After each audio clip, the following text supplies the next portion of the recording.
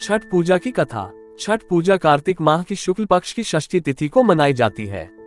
ये पर्व दिवाली के बाद पूर्वी उत्तर प्रदेश और विशेषकर बिहार राज्य के लोगों द्वारा मनाया जाता है।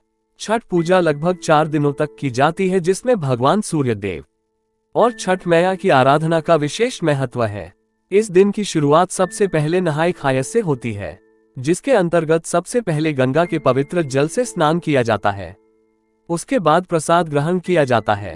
कहा जाता है कि जो माताएं या महिलाएं छठ पूजा का व्रत रखती हैं, उनकी संतान को दीर्घायु मिलती है।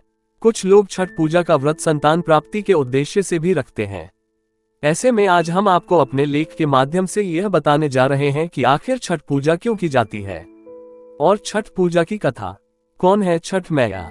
हिंदू धर्म की धार्मिक मान्यताओं के अनुसार छठ मैया को भगवान सूर्य देव की बहन कहा जाता है, जो मुख्यतः मनुष्य की संतानों की रक्षा करती हैं और उनको लंबी आयु का वरदान देती हैं। धार्मिक पुराणों में छठ देवी के 6 रूपों का वर्णन मिलता है, जिसमें इन्हें मातृ देवी की उपाधि दी गई है। जानकारी के लिए बता दें कि नवरात्रों के दिनों में षष्ठी तिथि को जिन कात्यायनी देवी की आराधना की जाती है, उन्हें ही छठ पर्व के दौरान छठी मैया के तौर पर पूजा जाता है। छठ पूजा से जुड़ी पौराणिक कथा। छठ पर्व को मानने के पीछे कई प्रकार की धार्मिक कथाएं प्रचलित हैं, जो निम्न प्रकार से हैं। एक बार एक राजा और रानी थे, जिनका नाम क्रमशः प्रियव्रत और मालिनी था। कई सालों से दोनों को संतान सुख प्राप्त नहीं हुआ था, जिसके कारण वह दोनों काफी परेशान रहा करते थे। ऐसे में एक बार उन्होंने महर्षि कश्यप के माध्यम से पुत्रेष्टि यज्ञ का आयोजन कराया, जिसके परिणामस्वरूप रानी मालिनी गर्भवती हो गई। 9 महीने बाद दंपति को मरे हुए पुत्र की प्राप्ति हुई, जिसके बाद राजा और रानी ने खुदकुशी का मन बना लिया। फिर जब राजा और रानी स्वयं को मारने का प्रयास कर रहे थे, तभी एक देवी उनके समक्ष प्रकट हुई। उन्होंने कहा कि हे राजन, मैं अपने भक्तों को संतान के सुख का वरदान देती हूँ। मैं संतान प्राप्ति का सौभाग्य प्रदान करने वाली देवी षष्ठी हूँ।